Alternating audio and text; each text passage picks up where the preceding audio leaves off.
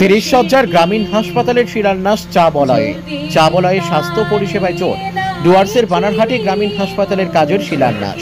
বুধবার বিকেলে বানারহাট গ্রামীণ হাসপাতালের কাজের শিলান্যাস করেন ধূপগুড়ির বিধায়ক অধ্যাপক ডক্টর নির্মল চন্দ্র রায়। উপস্থিত ছিলেন ধূপগুড়ির মহকুমা শাসক পুষ্পা দোলমা লেপচা, বানারহাটের বিডিও, আইসি সহ অনেকে। জানা গেছে, স্বাস্থ্য ও পরিবার কল্যাণ দপ্তরের আর্থিক সহায়তায় প্রায় 30,32,88,000 টাকা ব্যয়ে এই গ্রামীণ হাসপাতাল নির্মাণ করা হবে। হাসপাতালে 30টি বেড সহ চিকিৎসার বিভিন্ন সুযোগ সুবিধা পাওয়া যাবে।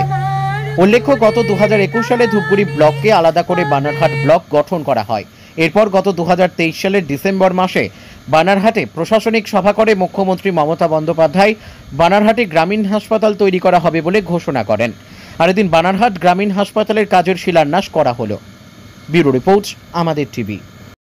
শিলান্যাসটা হলো, তাতে কি কি সুবিধা থাকবে এবং কতদিনের মধ্যে কাজ হবে, আর এখানকার চা বাগান অন্যান্য হাসপাতাল যেটা ছিল না সেটাতে কি কি মানে সুবিধাটা কি কি পাবে অ্যাকচুয়ালি? প্রথম কথা বলি যে আজকে যে শিলান্যাস হলো সেটা হচ্ছে আমাদের বানারহাট রুরাল হসপিটাল, গ্রামীণ হাসপাতাল। আমাদের এটা প্রাইমারি হেলথ সেন্টার ছিল, সেখান থেকে এটা উন্নীত হয়েছে রুরাল হসপিটাল এবং এটা হবে 30 শয্যার হাসপাতাল। এবং এখানে যে টাকাটা স্যাংশন হয়েছে সেটা হচ্ছে 30 কোটির উপরে, 30 কোটি 70 লক্ষ এরকম একটা টাকা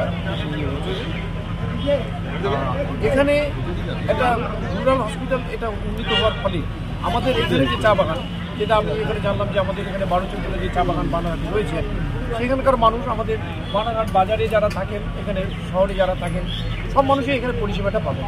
এর আগে এই পরিষেবাটা আমরা দিতে পারিনি, ফলে গ্রামীণ হসপিটাল হওয়ার ফলে এখানে আরও ডাক্তারবাবুরা আসবেন, ঠিক আছে তো, স্পেশালিস্ট ডাক্তারবাবুরাও এখানে আসবেন, ফলে আমরা এখানে সাধারণ মানুষরা এখানে পরিষেবা পাবো।